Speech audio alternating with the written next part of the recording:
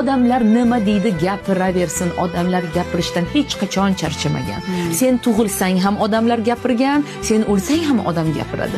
Tug'ilganingda agar falonchining xotini tug'ibdi, qiz tug'ibdi deb agar gapirgan bo'lsa, o'lganingda falonchini xotini o'libdi yoki pismadonchini onasi o'libdi deb ham gapiradi.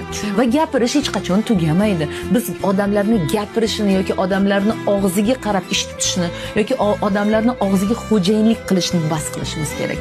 Va mana shu yerda o'zimizga men ruxsat beryapman. Insonlar men haqimda nimaga o'ylasa o'ylasin, men bunga ruxsat beraman, roziman.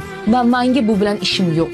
Men mana shu yerda mana shu holatni kontrol qila olmayman, nazorat qila olmayman, bu holatni to'xtata olmayman. Ularga kelib har biriga o'zimni oqlab, men aslida unaqa ayol emasman, to'xtanglar deb men isbotlamayman. Isbotlagim ham kelmayapti deysanda, mana shu yerda buni qo'yib yuborib, nima qilishni boshlaysan? Hayotingni o'zing xohlaganingcha, istaganingcha, bilganingcha yashashni boshlaysan.